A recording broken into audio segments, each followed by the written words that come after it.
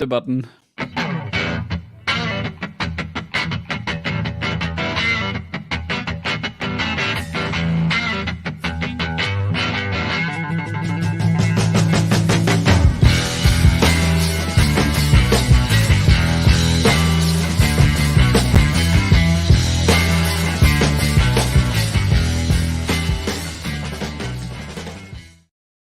It is that time of year, or at least week again, where we gather together a group of hams to do the European Ham Radio Show.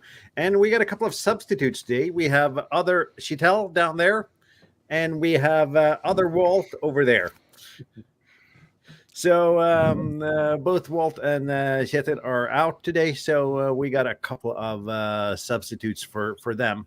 But before we start, I got a piece of news that I want to bring up that I feel have been a little bit under-communicated the last week on Ham Radio YouTube. Did you guys know that MFJ is shutting down? I hadn't heard. A complete surprise to me. So that we did it as well. So you did not hear it first from us. And I mean, we could do the same press release, but there are several other places on the internet where you can find the exact same press release with different people reading from it. That thing is getting really hard to read. It's worn out by now. So yeah. Today's European Ham Radio Show, we're going to talk about ham radio clubs and a little bit clickbaity if they're good or bad for you, but why you should or perhaps why you shouldn't join a ham radio club. And I know we have some different opinions here, as we should have as hams. But first out is our ham radio moment of the week. You haven't been on since we changed the format, Sean, but the ham radio week took way too long, so we're down to the ham radio moment of the week now. Okay. Especially with 5 people on the stream, it took like 40 minutes easily, and then I did see it. Almost done. Yeah, I did see it. Yeah. You know, sometimes I watch in the background. Yeah, I did see it. So let's start with you, Irvin, LB7VJ. Perhaps you could talk a little bit about your YouTube channel at the same time. But what's your ham radio highlight of the week? Definitely my new Wyndham antenna. I mounted it, I think it was last weekend. And at first I was kind of, I didn't really think the antenna was working that well. Almost no contacts, but the bands were awful as well. But then after a little while, the bands cleared up, and I did South Korea, Indonesia, and South Africa within 2 hours. So that was and it was all SSB. So it's not the cheating FT8 way of doing it. you didn't ruin ham radio on the way then. No, I did. So that was my highlight. Yeah. Bob, I see you have a prefix to your call sign there, so that might be your ham radio moment of the week. Yeah, it's going to be a bit more than a moment, but yeah, I flew down to Frankfurt on Thursday. So I rented a car and drove down to France, and now I've driven back up into I'm in Dortmund I probably said that wrong, in Germany for meetings. So I've been doing summits on the air in the last 60 hours. I have done 11 summits, and a total of I think 114 summits on the air points. So I'm pretty happy with that. That's an amazing place to go for summits on the air. Sadly, I should have waited a month because quite a few of the summits had lots and lots of really rotten snow. So I've been on some of the summits, I've been walking knee deep in rotten snow. But fantastic experience, really, really fun. I recommend this to anyone interested in summits on the air. That wasn't too long, was it? That was not long at all. I mean, we're only 5 minutes into the show, and while the other people talk, I'm going to find the YouTube channel of the week because we have, as usual, forgotten to talk about that. So, and we did Ivan's channel a couple of weeks ago, so we can't do that again. Sean, what's your ham radio moment of the week? I've been so busy, to be honest with you, which is a great thing. And if I had to choose one, I guess I'm starting to work satellites. I have the Oshan KGQ10H. I've had it from the start, and I'm starting to really respect the full duplex on it, if I spoke correctly. So satellites. I haven't worked one yet, but I'm really close. That's part of the fun of it. You think that now, but I've got 2 QSOs on satellites, and that is not from the lack of trying. I can tell you that. Now I'm going to use that. That Redivis, the Retivis, the Aluance antenna, the Yaki. Yep. So that'll increase my odds. Probably. Yeah. That's it. I've been so busy with the other stuff, the gym fundraiser and so forth, that that's about all the radio I got in this week. And that is good. And you also got a pretty good review of the Dutenna this week. I definitely appreciate that. Yeah. 89 BDR. Looks like a really nice antenna kit. I had a good time with it, and there was a few upgrades here and there. I don't want to talk too long. That's only supposed to be a moment, but there are a few upgrades here and there, like the heavy duty wire. I found a cheaper source, which was able to bring the kit down a little bit in cost. And I've really found out that this is amateur radio. I want to just mention this real quick, is not just getting on the air and operating, but it's making it you want. So if you want to learn how to do this engineering thing, if you want to learn production and sourcing out parts, amateur radio is a great time for that. So yeah, I had a great time this week. Thanks. Absolutely. And I saw that Kjetil made a video inspired by you on how to do ham radio design in Fusion 360.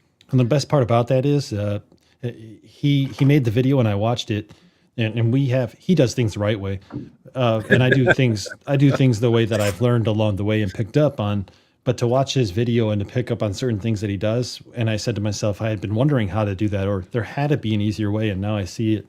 I thought it was a great video. I know he was kind of hesitant to post it or not. I said, hey, man, I said, it was an absolutely excellent post it. video. I mean, Absolutely even post it. I had, Fantastic video. tons and tons of 3D parts designed over the years, and you watch it and you can still pick up something new. So everybody has to watch that video. Absolutely.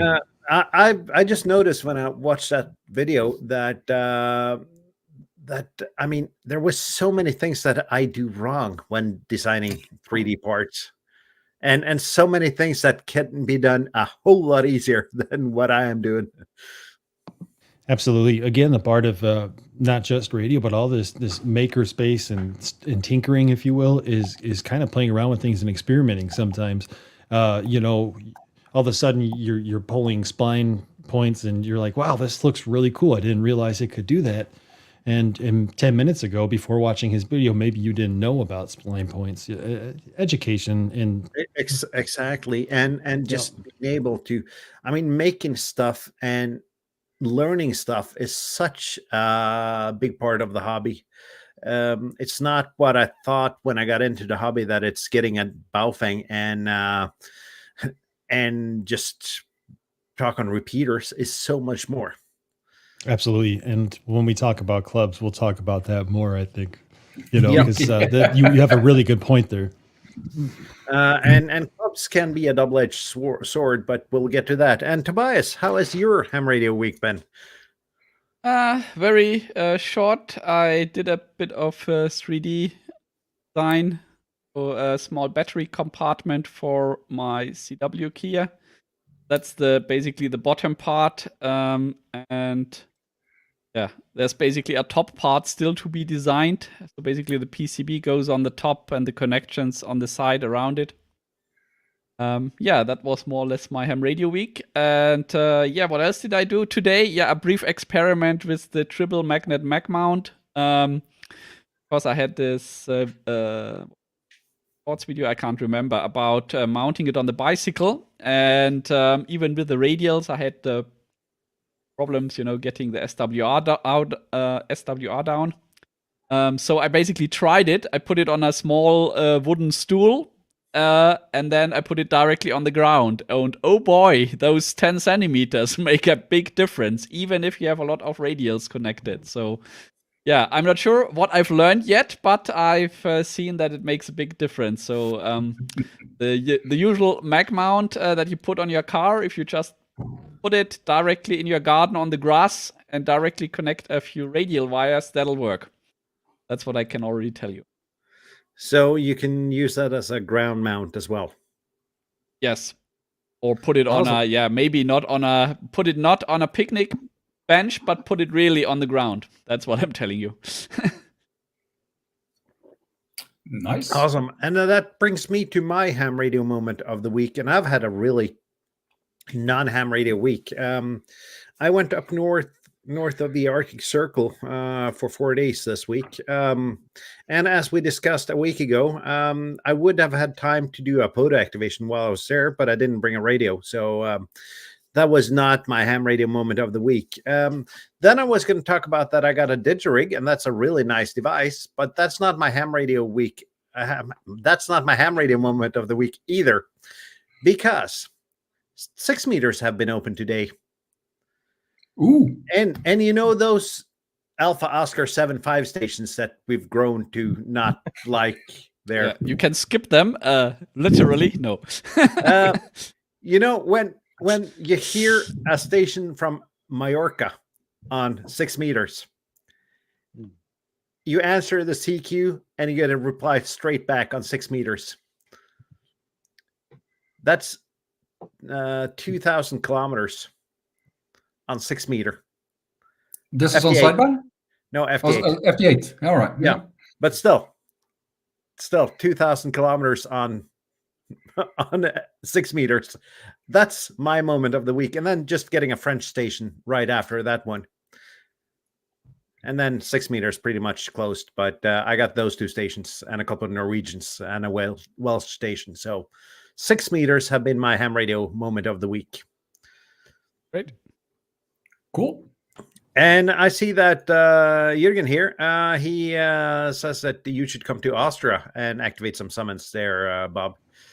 It is on my list, guaranteed. But I had the opportunity to go down here now because I have to be here on Monday and Tuesday for work. So basically, I got the trip for free. And there's coming, I think Tuesday is the 1st of May, which is a bank holiday in Norway. Wednesday.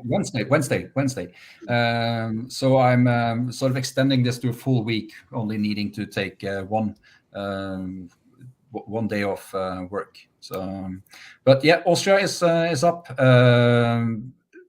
Huge parts of the Alps. There's a one of the other Norwegian summits on the air enthusiasts, LB7. PC. I got a call from him. He's been on the other side of Germany, close to the Yugoslavia. Is there a country called There Yugoslavia is no still? country called Yugoslavia still. But that has been 30, that's 35 years ago, Bob. Yeah, what is it now? What did that a turn lot into? of countries, so you need to be a little bit more specific. Yeah, well, he was over on that side of Germany and crossing borders, and I think he did 7 activations in a day. So that sort of put my my 4 in a day to shame. But yeah, in and around Germany, there are really, really cool mountains. I got it.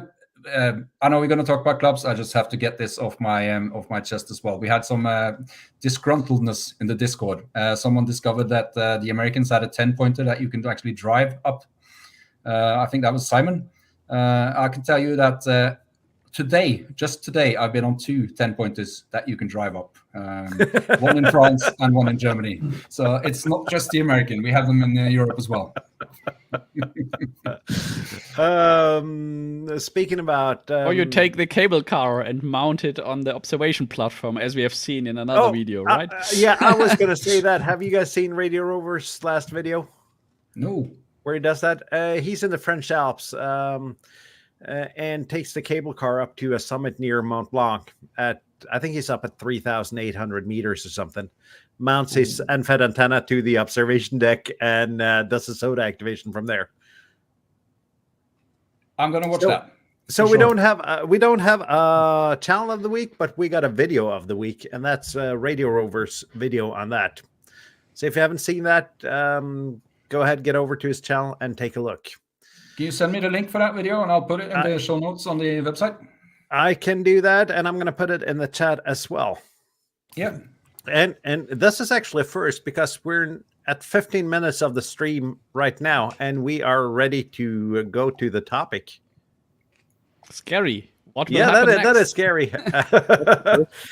But let's start out. How many of us are members of clubs? I know I am, but how about you guys?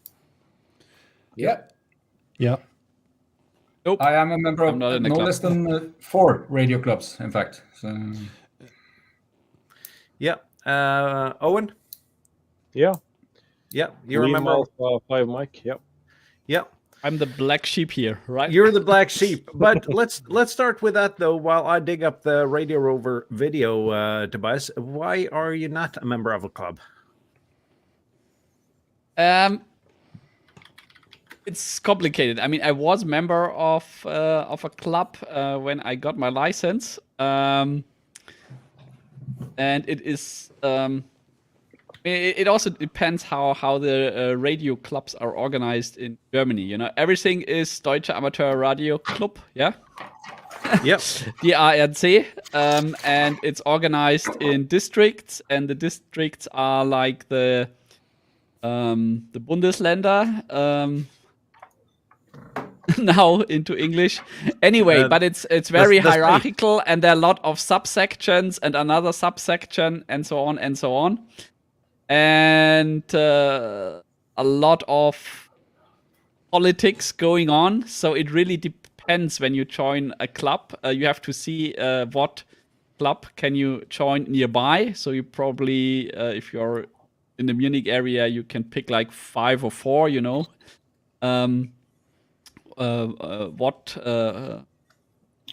What you basically like, and the biggest one that is near my QTH. I was a member when I made the license several years ago, and then, well, the hobby fell dormant, and when I came back into the hobby, I did not join again into that club. And from what I hear, there's also not much changed then. Yeah, so it was always heavily into contesting, and that's not really my thing. And there was not a lot of, you know, DIY or building stuff. And yeah, basically it's literally old men meeting once a month and having a lunch, yeah, or dinner. So yeah, and on top of that, yeah, the whole politics of the DRC. I don't know. It's very inflexible and hard to change anything. I must say there's also very a lot of good things. So there's a whole group of OMs who does the new online training. So there's now an app for iOS and Android to do the German radio license, and on the monitor. So you basically go to 50ohm.de, and then you can basically yeah, say, okay, I want to prepare for this license, and then you can you know, click first steps and get through all the questions and answers and do your training. Yeah, so this is there's a group of very motivated OMs on the club who does that, and full praise to them. But on another level, DRC is also pretty hierarchical and inflexible, and yeah, I mean, you have to see. It's a complicated topic, but I mean, there's a lot of people going into retirement, yeah, and there's a lot of amateur radio operators who will go beyond retirement in the next years, yeah. So every club has to start somehow fighting for new fresh blood. Otherwise, they will shrink, and if they just raise their the fees, that won't work, right? So it's tricky. Absolutely, and that's a good point, though, because we are kind of representing a minority in ham radio, and that is that we are the youth in ham radio. How sad is that, right? And that is actually a good point though. But I'm still thinking, and my philosophy is, when you go to a club meeting, yes, there are old men drinking coffee and eating cake, but you meet people with similar hobbies as you, and for me, it's been a way of making connections across generational gaps, because it doesn't really matter in a club if you're a young one that's almost 50, or if you're middle aged at 80, or such, because you all have a similar interest. And what I discovered when joining a club when I got licensed was that there are so many people that want to help you join the hobby. There are so many people donating old radios to you, antennas, um, coax, whatever you need to get on the air and experience the different parts of the hobby until you know which of the aspects of the hobby actually interest you. So my club journey has actually been a really good one. Yeah, I guess it depends. If your interests in, amateur radio is such a big hobby. Yeah, it's a hobby of hobbies. Yeah, and if you have a club where you find people that share your particular interests within the hobby, then it's probably a great thing. I have not found those people yet. But I might have been lucky with my club though. Owen, you're in Newham. Yeah. What are your experiences with your club when joining? I must say that I share kind of your experiences there. I've been licensed for about a year now. Actually, next week I think. And my local club is like you described. It's a lot of old people, basically, and that sounds really boring, but it's actually not. It's when you have that generational gap, and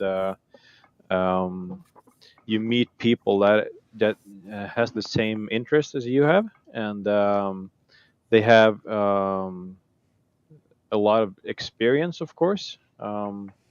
It's a lot of fun, and yeah, you drink coffee and eat cake, but you also talk about radio. And at our club, we often bring different stuff that we're working on. That's Some why of I have the you guys here. So every Sunday I have my yeah, club meeting here. Yeah, we, I'm getting to that point, we're Tobias. bringing the cake next time, huh?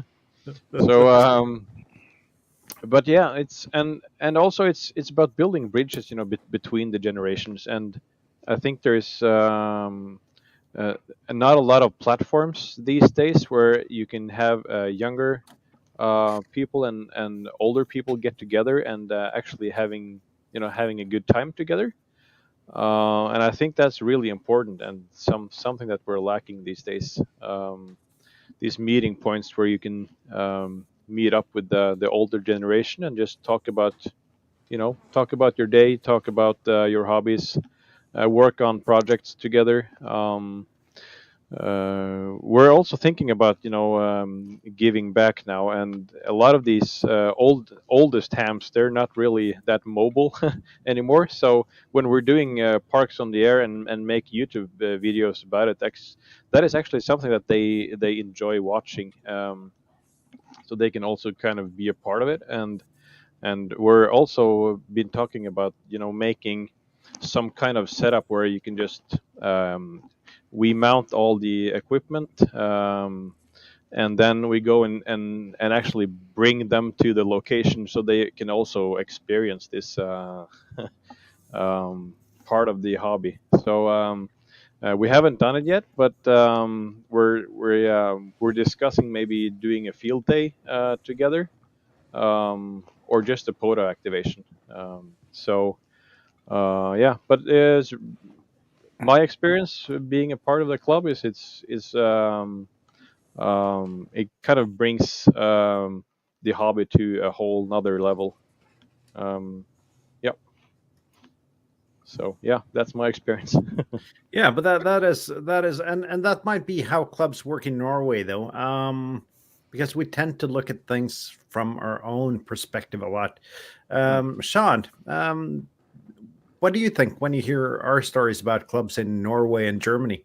So I'd first like to clarify, thanks for asking, that like Tobias, even though I'm part of a club or two, I'm never done anything with those clubs, right?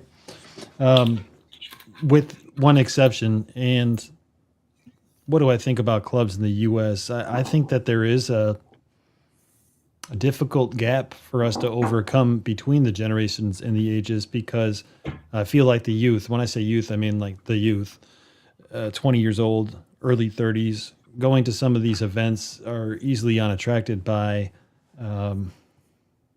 the events that are occurring there. Maybe they want a little more excitement, a little more hands-on. However, like I said, I'm not really part of clubs, so that might be a misconception in my eyes. Just from the little I've seen, I've kind of gotten that perception. But on the other hand, why is a club good? Well, a club could be a very good resource for tools, utilities, and knowledge that you so require. And there's clubs that always have maybe spare gear, or they know a guy who could get you an analyzer for a moment so you could take a look at your radio on a spectrum analyzer and help you pursue that knowledge. The problem, I think, from the little I've seen in the States that we may have, at least where I'm at, is that generational gap, and that I can't think of the word, but like basically like the two generations not being able to click together. Things don't flow together. And what happens is if I take out a group of the youth, like I was talking about earlier, 20 or 30 years old, oh my gosh, they always have such a great time doing, like you'd mentioned, Owen, Parks on the Air. And I got them all set up and they were just having a blast. And like in my eyes, a club should be like that, and not just going to a meeting and talking for an hour. So there are a lot of good resources a club can offer, such as your analyzers and all the equipment you need, the knowledge. But I would like to see probably more hands-on and out in the field kind of stuff. And I know that they do that for things like field day and special events, but why not all the time? It's a valid point. And I'm thinking, when I was 18, 19, 20, going into a room of people 40 plus, drinking coffee and discussing a hobby that I did not know enough about on a high technical level, that can be scary. That would for sure have scared me away from the hobby. And there is a generational gap, as we've talked about, not only by ages in the clubs, but also from operating style, because the younger hams tend to operate a lot more portable, thanks to programs like Summits on the Air and Parks on the Air, while the other hams might prefer sitting at home doing 80 meters. But I feel it's also important when you're that new guy doing new stuff that you actually go ahead and have a talk about that in your club. See if you can gather some people out for a Parks in the Air activation or something else. Or as I did last week, I had a DMR demonstration in my club, and I don't think anyone there had ever tried and seen how DMR works. And you got a point there about the maybe talk to them to approach them. And the other thing is if you're a youth and you're looking to start a club that maybe suits people more in your generational interests, maybe you start your own club, because at that point you could kind of start to do what you guys feel or women feel like is a better approach. Because that generational gap is exactly what I was talking about. Sometimes two generations just don't click. The way they talk, the predefined, and maybe it's not every member there, but even one bad member could cause a whole club to spoil. But basically, maybe you have that one bad member. Maybe you start your own club if that's not the kind of attitude you want. Maybe that's a misunderstanding, because the generation here used to speak this way and approaches things a different way, or maybe they don't understand the new technology. If a new guy came in and he's like, I really want to work a Whisper in FT8, and the older generation guy is like, it's like watching paint dry, that might be very offsetting to a youth, Absolutely. But what I've discovered is that a lot of those in lack of a better word, people that are older than me. They actually know computers and the digimodes well, though. We have people in my club that are a lot older than me that does a lot of digimode work on a level that I can't comprehend. And also we're part of when packet radio was big, which I am way too young, or at least I wasn't a ham. I'm so old that I know that. but you're a year older than me, Tobias. So, but yeah, but I wasn't a ham back then. I hadn't heard about packet radio back then when packet radio was big, and so there are a lot of knowledge and a lot of recognition when you come to the new topics or the new ways of doing the hobby. Yeah, you got a good point, and I'll just point out one more thing here because I don't want to take up all day. But what you just said is maybe also a reminder to myself that I have predefined notions about clubs or people or educate. Because you're right, you're actually right. There are a lot of very knowledgeable older individuals.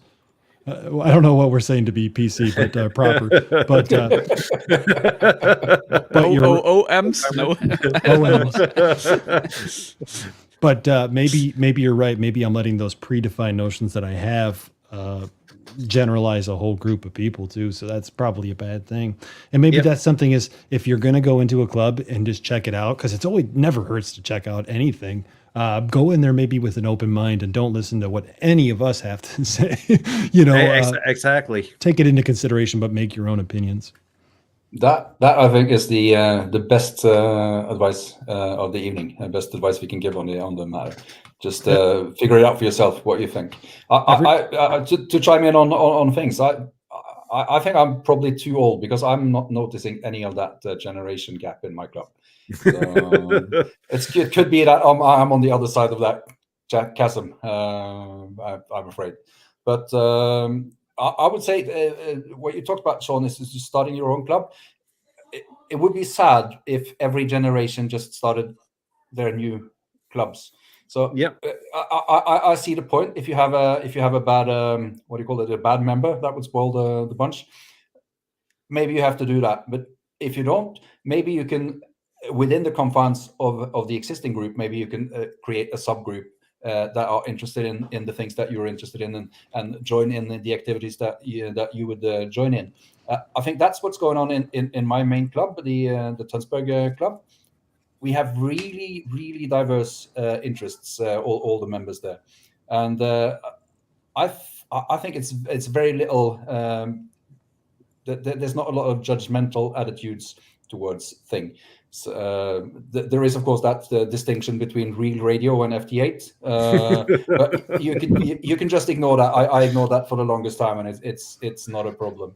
And also, our group, we have regular activities, and I think that's something a group should have, because it creates a bond.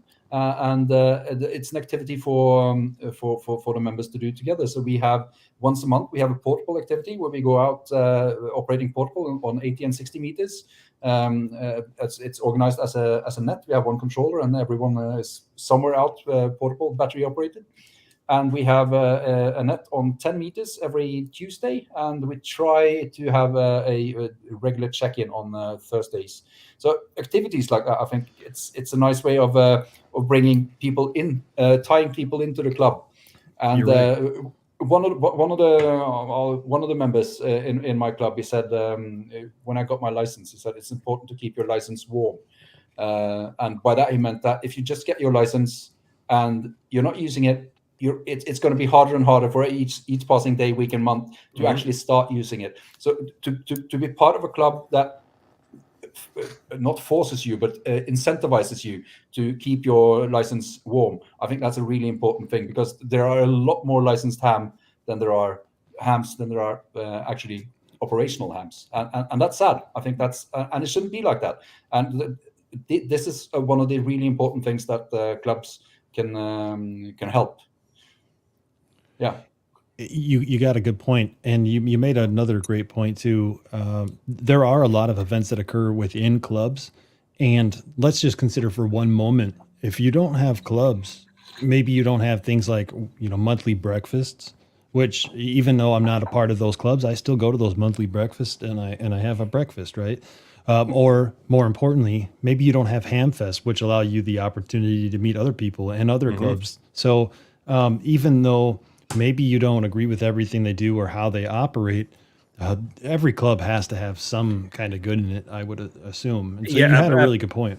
Absolutely. And I mean, some clubs have nets. Most clubs have repeaters, which we all at some point use one way or another, and helps with the infrastructure. And a lot of clubs has a club shack with halfway decent equipment and usually a Yagi, which lets you find out how it is to be a big gun station.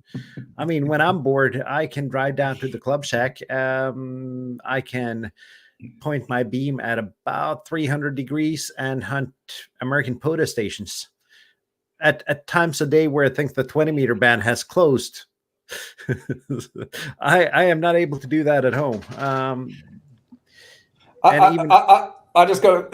You have to watch rewatch this stream, Morten, and just see the way your face lights up when you say the word Yagi. That's pretty amazing. But it's a nice word, isn't it? It's a nice concept. Yeah. Yeah. So, but I'm gonna do a little bit of a thought experiment, like we have on the European Ham Radio Show with our Discord. hamshow.eu/Discord, just as a shameless promotion here. Would you guys consider that to be a club? Yeah. Yeah, I was going to say the same. The club of weird ham tubers here. Yeah, but still, I mean, we're a bunch of people with common interest that meet online and discuss subjects to sometimes a lot further detail than you do in a ham radio club meeting. So for example, the definition of team, if I'm just off the top of my head, would be a group of people working together to achieve certain goals. And if you think of a club like a team, anywhere you're trying to work together to achieve goals, whether it's I need your help or hey, here's some information that you might enjoy, it's kind of like a club. And I mean, when I do live streams, I consider everybody there, for the most part, pretty friendly and wanting to help. That's a club. Yeah, absolutely. And we learn things from each other. And since we're in a small hobby, let's be honest, there aren't a lot of hams out there. Being able to connect internationally across borders through the internet to help motivate and teach and learn, I think that is a nice concept that perhaps has changed the hobby in a good way. Having these online communities, which you might as well call clubs. Well, the closest you would get to a cake is an emoji, though. But yeah, there are a lot. I can tell you there are a lot less calories in an emoji than there are in a piece of cake. So that's a good thing for some of us. Yeah, but I mean, we have a lady in our club that bakes the most fantastic cakes for every club meeting, and that's half the reason why I go to the club meetings. Well, nobody told me there'd be food. But seriously though, Tobias, you were kind of hostile to the club concept in Germany. What do you think about these online communities then? It's a leading question, I know. Yeah, I really despise all of you guys. I don't know why I'm doing this every Sunday. Yeah, no, just kidding. Yeah, I don't know. It's I think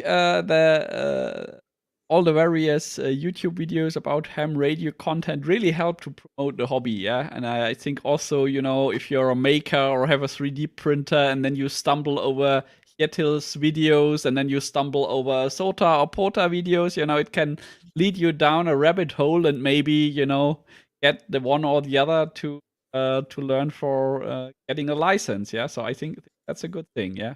Because if some club meets, I don't know, once a month in some pub in some back room, you won't catch young interested guys who want to get into the hobby. Yeah, so I think YouTube is a big thing to advertise this.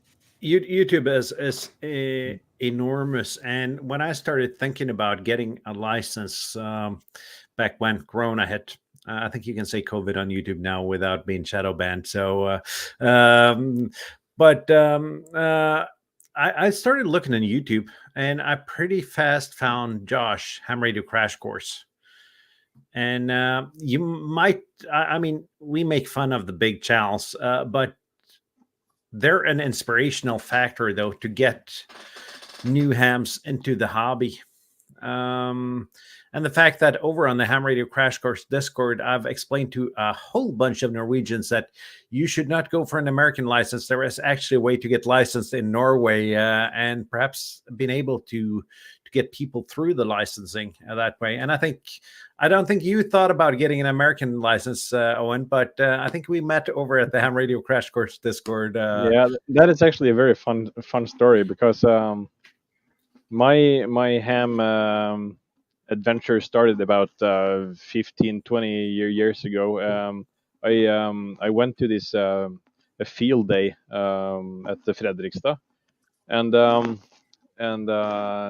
after that I didn't really think about it, but then I picked up about 2 years ago, started to do some research, but I didn't really find any clubs, and I think that's one of the problems with a lot of these ham clubs, is that they're not really good at advertising themselves. So they do not have a huge online presence. Let's just say that. Yeah. So I did some searching online and found of course the Radio Crash Course Discord. Started to ask questions there about where I could do the online, do some type of online training. I found an entire technician course on YouTube, but it's old and doesn't really apply that much here. So I got some advice from I don't remember his name, but he said that there's actually there's a guy in Norway.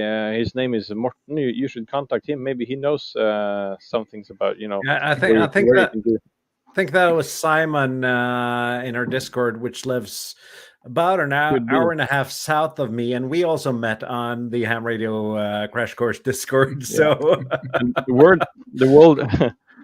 world is a small place, because it turns out that we don't live that far apart from each other. It's just 40 kilometers.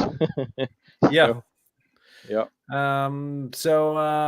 And that's part of why I'm doing Ham Radio YouTube as well. It's partly because I want to give something back, and I want to show that there is ham radio outside the United States, and that there is a way to get licensed, and still that there are similarities all around the world in this hobby.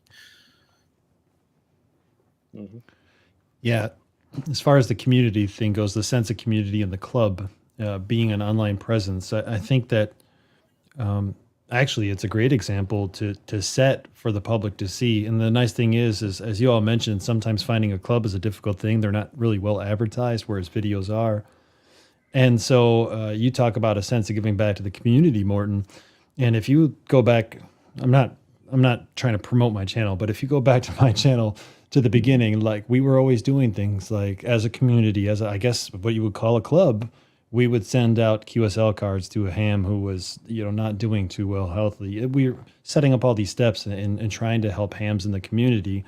And, I never really considered it, but I think maybe today kind of changed my mind a little bit about my perception of clubs, in a good way. Yeah. But I mean, your channel was also one of the first channels I discovered, Sean. And I'm sorry for that. No, but you have been inspirational to my ham radio journey from at least when I did my license course, and getting a license in Norway, as we have one license class, which means that it's like taking the extra license in one go. for you Americans. And I had 12 weeks of online courses, and between all the studying I did, I actually watched a lot of ham radio YouTube to see what I actually could do once I got that magic ticket and was able to get on the radio. Keep the motivation up, right? Yep. And then I noticed, soon learned that a lot of those things aren't necessarily big around the world, but it gave me a concept of cool stuff to try and experiment with. I appreciate that, and I think you're right. The same thing goes now. When I need to learn something, wherever it is, I'm going to go online. I'm going to look. I got that awesome video from the other Sitel this last week, and that's a great example too. So yeah, absolutely great resources online and always somewhere to look. So I would go to Tobias real quick and ask you, Tobias, is there anything that you see online, YouTube, Discords doing that clubs could maybe incorporate to improve the quality of their club? I think there's two different levels. There's the club that you meet next door, yeah. So, and then there's the officials and all the politicians within the club and all the hierarchy. And I think also the ARRL has a few problems there, not only the DARC. So that you somehow think, God, I mean, these officials, what are they doing with the money, right? What they maybe should be doing is, put some, really put it into advertising and giving material to the individual clubs to help them advertise, and I don't know, show up at some, I don't know, university fairs or God knows what, yeah, to help the individual club a bit to advertise the hobby. So yeah, I think there are probably a lot of excellent small clubs around, but the whole organization within Germany or within the US is probably where it falls apart. But maybe that's just my misconception again. I could definitely understand that, and it was mentioned in the comments that the league is the height of the organization politics. Regardless, I sit here and you guys see me. I do a lot of solo videos and everything like that too. It's like I would say that I agree with you on the politic portion of there is a lot of politics involved at a club level versus and higher, right? Yeah, and that could be also some reason if we're just playing, left and right, they say devil's advocate, that may be some reason people don't want to get into clubs. I could definitely respect that. And I think that you definitely guys keep one point that scares me away. Yeah. Yeah. I think sometimes you think this child play going on a level where you think, come on, you're all adults. Yeah. What's wrong with you? I gotta say, in Norway we have a lot of what I would consider bureaucracy as well in the Norwegian league, and I'm not necessarily always in agreement with the decisions they make, but I think it's far-fetched to think that we are going to get alternatives to the league, that we're going to get different leagues to pick the one that we like the best. So if you want to make a change, if you want to make a difference, I think you should at least try to do that within the confines of the league in the country that you're in. Absolutely. And without the leagues, let's just be honest, our frequency allocations would be sold off to the highest bidders pretty fast. Yeah, we need the leagues, and anywhere from the national leagues to the IRU. I mean, without those organizations, we don't stand a chance against big money when it comes to frequency allocations. Yeah. Yeah, the high-speed stock trading would take over 40 meter in an instant. Yeah. I already got my antenna ready for that. because RF is slightly faster than fiber, right? So that's all you need. Big concern, yeah. But that is actually a big concern, that our bands will be eaten up by all these big tech companies who want to, transmit. And we also see a lot more military activity these days, and so yeah, we need the organizations to actually keep fighting for us being able to be on the bands, Yeah. But And I think that is that is the- everybody is completely underestimating the age development. Yeah, I mean here in Germany we not only have problems with ham radio clubs slowly dying out. There's a lot of people going into retirement as well. Yeah, and I think the complete country is just not prepared in how many people will leave the work their day-to-day job and go into retirement. Yeah, so and the same with the amateurs. Yeah, they will all they first enjoy their retirement, but at some point a big portion of the licenses will disappear, and then it's hard to keep your spectrum, right? Absolutely. And if we can't show that the bands are used, they are going to disappear. I think in Norway now for the last few years we are actually getting more new licensees than we are losing to death. Yep. So actually, well done, you guys. The average age of the Norwegian ham is actually decreasing now at a rate at about 0.09 years per calendar year, whereas it used to be the other way, and a lot more the other way than that. And I think much of that is, and not to say anything or to make the effort of the ham radio YouTubers bigger than it is, but I think we as ham radio YouTubers actually play a role on getting younger people interested, because 20-somethings, 30-somethings, they're not going to look around for a club, but they live on YouTube, and they might find a niche that they're interested in on YouTube. I saw someone, I can't remember who it was, maybe someone else can remind me, but I saw someone talking about who we should, or heard something, there might be the workbench, talking about who we should try to recruit into the hobby to make it grow. And their point was that young people, if you're 20, you probably have enough to do going out drinking and chasing girls. When you're 30, you have enough to do with your job, your career, and your children. So when you're 40, when you're 45, when you're 50, that's when we can really reel you in. The people that were interested, that the people that really wanted to do ham radio in their 20s and 30s, once you get past 40, 45, that's when we can actually catch them in numbers. So I think that the future of recruiting for ham radio, it's the 45-year-olds. That's the one we should absolutely. That's my story. Yeah, that is my story. I was I've always wanted to be a ham, but at age of 43 when COVID hit, it was, and I inherited and sold an apartment at the same time. So I had no job and I had money. So I had time and money, and that was the enabler for me. That's the sweet spot. That is the sweet spot. And that wouldn't have happened in my 30s. It wouldn't have happened in my 20s. I had a lot of other things to worry about then.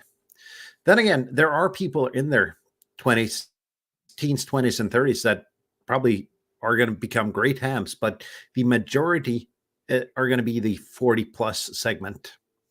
On the other hand, one must say it's so cheap to get into the hobby these days. I wish it would have been so cheap when I first got my license. Yeah, so I got my first HF rig after I got back into the hobby. Yeah, I just couldn't afford it at the time I made my license, and I was already very lucky that my parents bought me the 70 centimeter handheld. Yeah, that was already ridiculous expensive at that time. Yeah, so but these days, a bit of wire, one of the famous NFET half wave transformers, a G90, and you're ready to go. Yeah, I mean it doesn't get much better than that.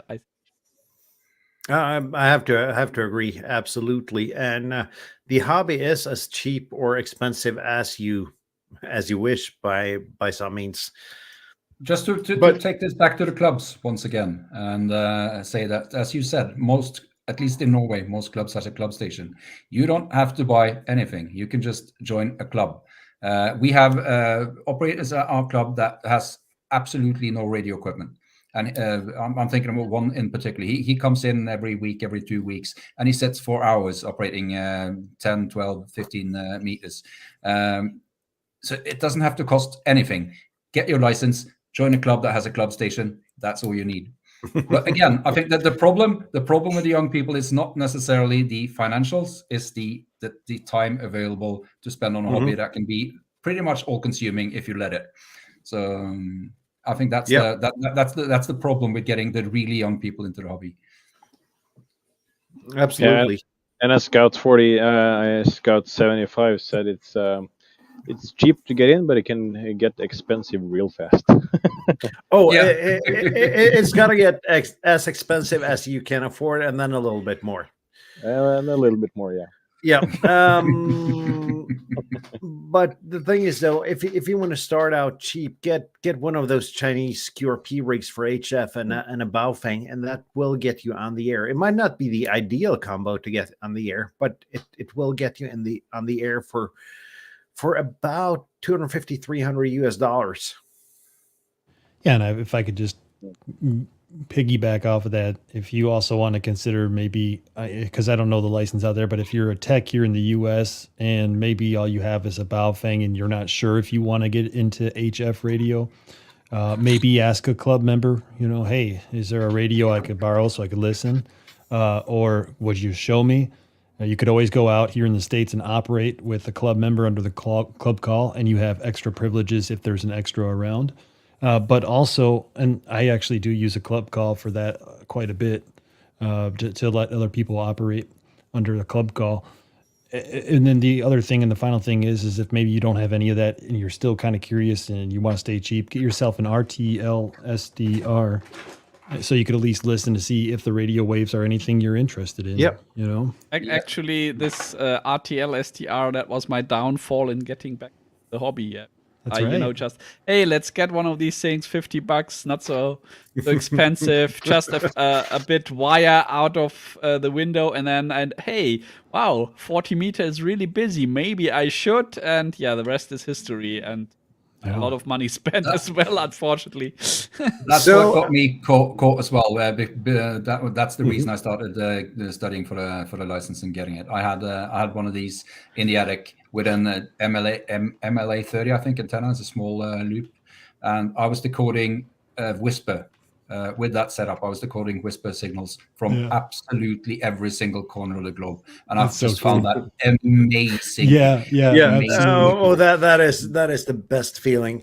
I'm seeing that we're getting close to the hour mark here, but I guess we can conclude that clubs are generally good, but it might not be the club that is closest to you geographically, and that you can consider the online communities as clubs as well. And we got our own Discord. It's linked down in the description, hamshow.eu/Discord, and we're generally a really friendly bunch over there. Besides that, next week we're going to have a guest on, Sebastian, KI2D, and he's a common rock star of ham radio. He's the author of the Polo Logger. Oh, yeah. Which is actually given hammers a bit of a challenge, I guess, which is good. Having competition is always good. And Sebastian's done a really good job on a lot of features in the app. So it's going to be really fun to have him on and hear what he thinks about or what his philosophies are behind the app. I should have try it before we meet next week, right? So now you have a challenge though to go ahead and do that. Yeah. Morten always sets me new tasks. Every week on Wednesday when he posts a topic, I know. Okay, I have to look into that. See, you're a typical club right there. But isn't that part, I was gonna say, isn't that part of a club though? Challenging yourselves to improve upon your skills in the hobby. I'm the kind of guy, I see something on YouTube and I figure I really want to try that, and then I go ahead or I hear about it on the Ham Radio Workbench podcast, then I end up spending some money on something that might not be what I really thought it was, or for any use. But that's the way you grow the hobby, though. And I mean, I've tested a lot of gear lately, which I mean, I couldn't have done without the supporters of our viewers and my viewers on YouTube. So thank you all for that. And I guess that's it. Sean, your antenna kits, where can people get them? I have an Etsy store called Ham Radio Dude Sells. It's all one word. I'll put it in the chat. Ham Radio Dude Sells on Etsy.com. Yeah. And I just wanted to point out real quick, my apologies if I was distracting today with all this movement. I have a bad back, and it's been killing me all episode. So I've been kind of like moving around. So my apologies. So you are getting to that ham radio operator age where everything works out for you then. It's been about 5 years. Yeah. Well, it's been more than that, but it's been getting pretty bad for the last 5 years. So my apologies. But ham radio, I didn't even do that right. My apologies. Okay, I'll remove that, and you can. There we go. I have Radio Dude Sells, and yeah, so I have the kits, and I'm coming out with a new kit this week called the Dude Tenna Lite, which will be just a T140 NFET half wave kit. Should be pretty cool. Right now, the original Dude Tenna kits, which are a larger toroid and Kevlar wire, heavy duty Kevlar wire, they're out of stock for about 10 weeks. But and I got that. That's part of Michael KB9 VBR's video on the antenna. I would guess so. Yeah, well, the whole community did a great job helping out and getting to test this out, and I appreciate everybody's feedback. Again, a really fun part of the whole community in general is being able to test all these different things, from learning about radio to learning how to build things, and then learning about production, and even learning about wholesaling. And now I have to learn about business, you know. But and what somebody told me years ago was make it your own, you know. So yeah, make it your own and have fun with it, and find those resources wherever they are. Absolutely, and enjoy the hobby and do whatever you want, because our license gives you privileges to experiment with pretty much anything. And on that note, as Jeremy Clarkson says on Top Gear, that's it for this week. 7-3, guys, and see you next week. Hey, guys.